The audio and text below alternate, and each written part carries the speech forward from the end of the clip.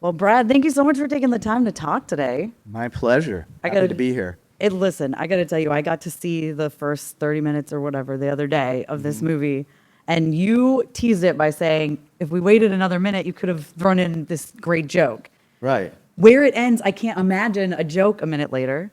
I know, but that's why it's good to do a joke there is you're not imagining it.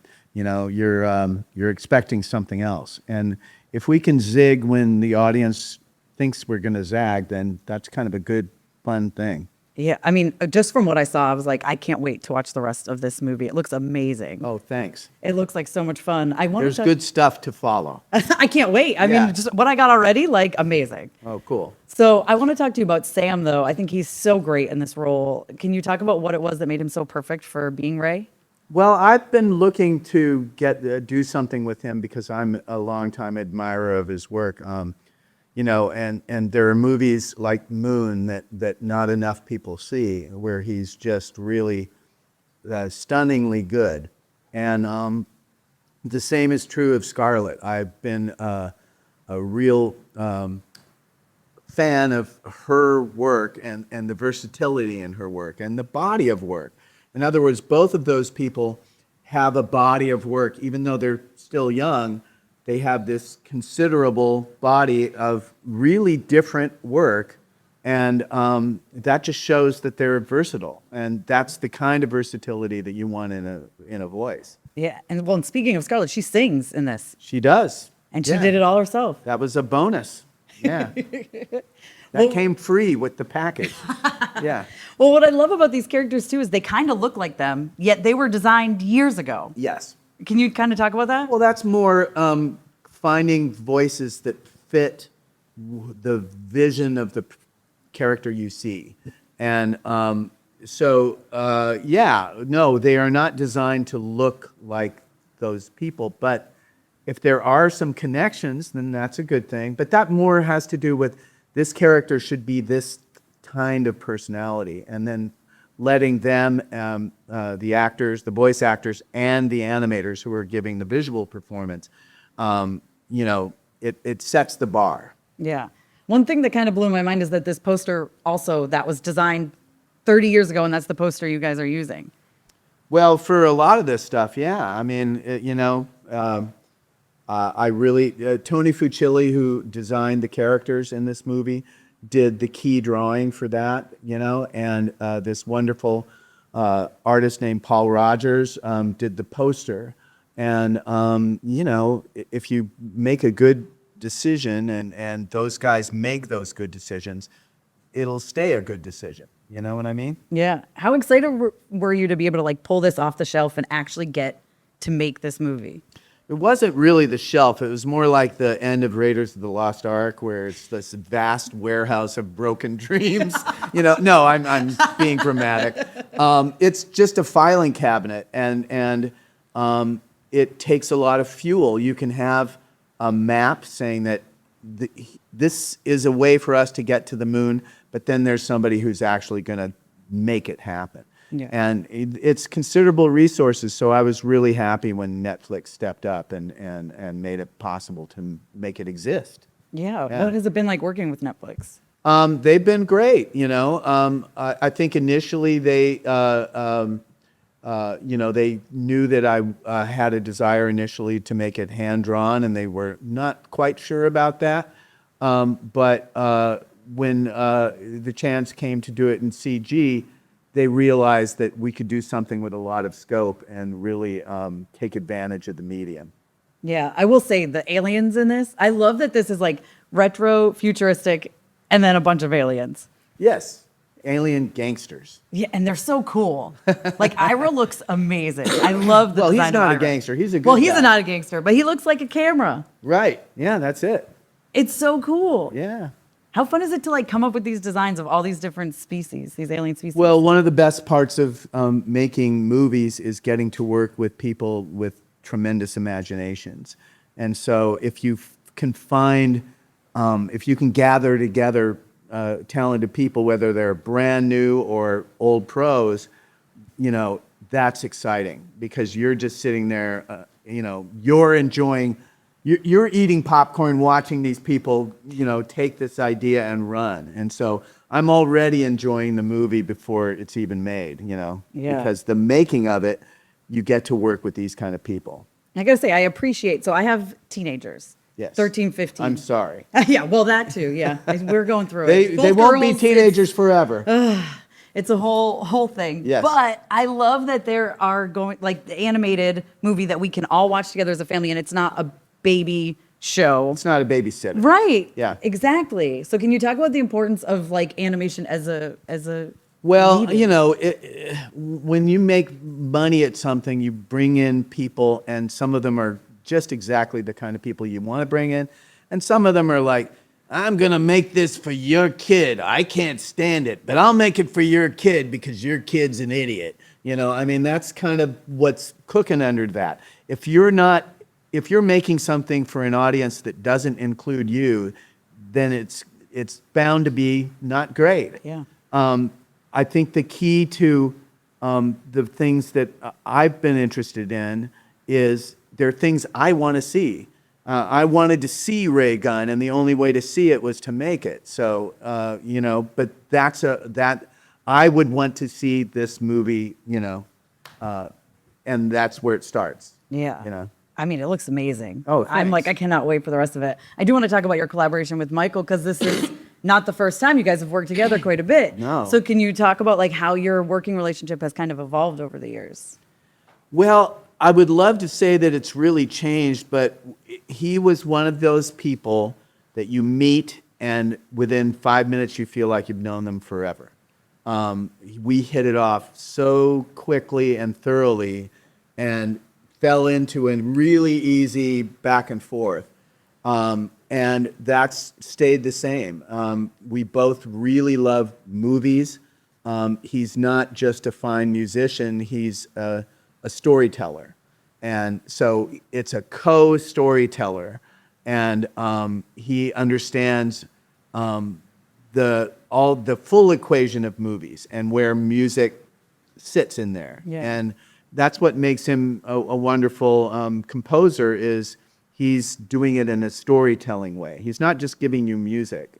He's telling a story. Yeah. I mean, I'm a firm believer that a score can completely change the way Oh, totally. a scene plays. And it scares the crap out of me because it comes right at the end of all this stuff that you worked really hard to get to a certain point. And it kind of works with your temp tracks, and you don't want to mess with it. And then here comes the surgeon, you're going to slice this movie open and move the organs around. And it's frightening to me because it has a huge effect on the end feeling of the movie. Yeah. But if the person is great, like Michael is, it makes it, you very soon you go, how could this movie have any other sound than what you just did? Yeah. Yeah. Amazing. Well, I can't wait to see the rest of it. December 18th. Everybody tune in. All right. Well, how's your con going, guys? Excellent. Great. That's what I'll say. Every day it's something new. Every day I'm shocked. Like, wow, that guy put it all on again today. He's going for, and like, he didn't miss details. He didn't sleep in it. He started over, and he's looking great. And I'm just, yeah. Because I saw him at the end of the show yesterday, and it was rough. It was sweaty, rough, and yeah. The paint all over again. Just running. Yeah, exactly. Is this anybody's first Comic-Con, San Diego Comic-Con? No, you've all been here before? It's so much fun, isn't it? Yeah. Now, obviously, we've got to talk about what we're here to talk about. Now, I know you were talking about, I'm looking right at you, you were talking about writing this character and not knowing you were going to Yeah. be this character. Yeah. So when you realized you were going to voice him, were you like, let's make him a little nicer? Or was he always? No, it wasn't that. It was like, well, he's a bad person. And I do a lot of commercial work, and I was like, are they gonna be okay with the things I'm saying? I'm offering drugs to seduce a woman in this. Like, it's not good.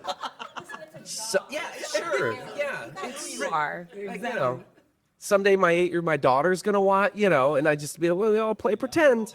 Someday.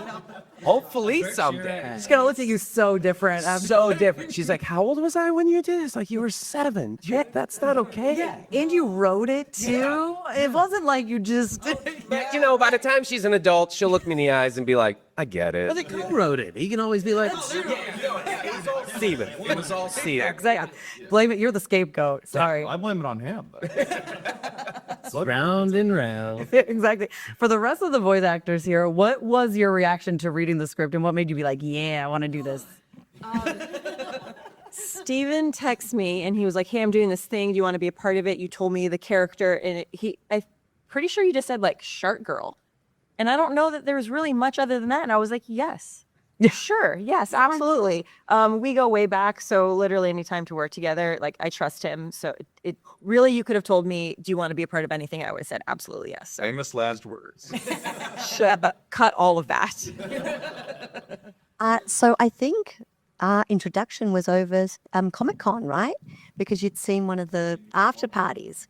And you're like, yeah, she'd be perfect to sing these fantastically wholesome lyrics. But just really quite an honor to work with such cool people. And it's awesome to be creating magic, you know. I will say it was definitely very edgy.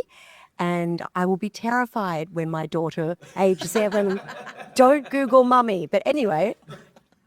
Steven hit me up. We're good friends. And he was like, I have the perfect character for you. And I read it. And he's like, the scum of the earth.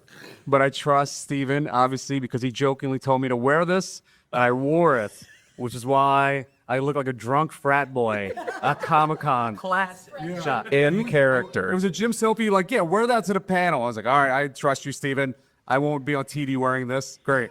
So, No, not everywhere. it's tremendous. You look I great. worked out for this, yeah. It works. Yeah, it looks great. I mean, you know, I love that you're just giving someone else the blame for it. You're like, I didn't pick this out. No, this used to guys. It's my pajamas. And now you're walking around Comic-Con. See, that's the thing. It's because it's hot out here. So, like, yeah, you're probably the most comfortable out of everybody. So there is that. Real quick, you had mentioned, you know, prepping it for VHS and actually doing it authentically. Can you talk about the importance of doing that?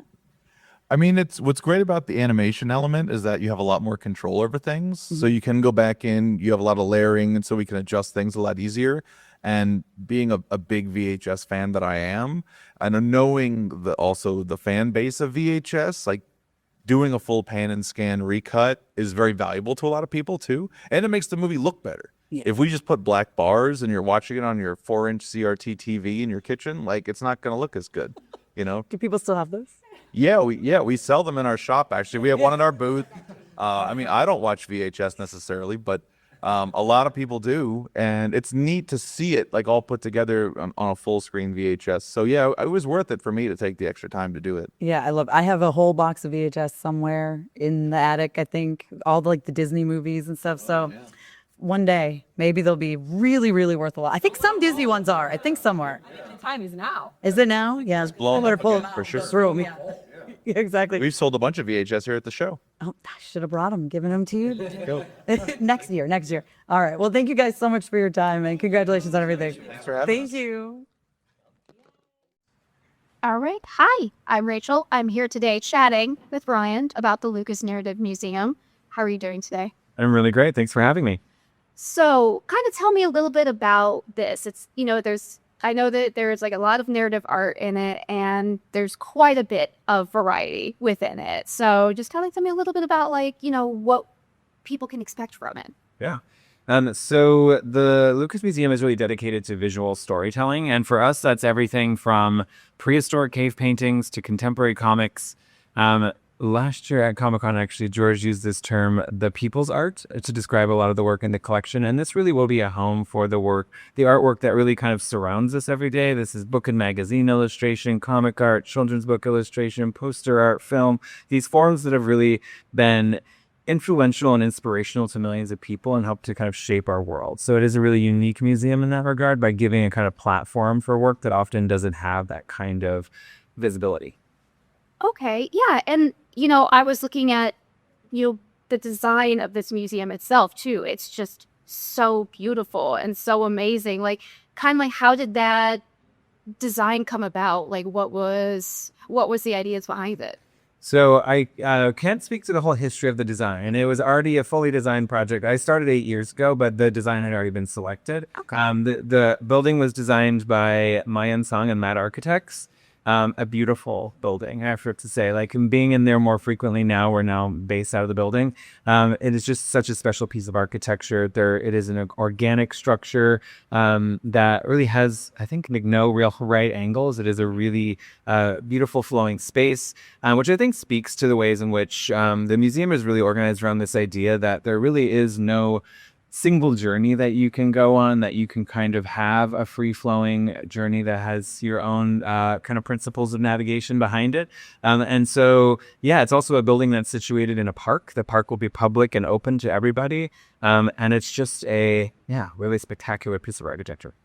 Yeah. Well, I'm really excited for this. I think art is so important, especially narrative art. You know, people kind of don't realize how important that is and how much we see of it and how it kind of like shapes basically not only our own lives, but everybody's lives around us. So I am really excited for people to get to see this. And I think it's just such a lovely thing that you all are doing. Congratulations on it. It was really great getting to talk to you today about this. Thank you so much. Nice to be here. Thank you. Bye-bye.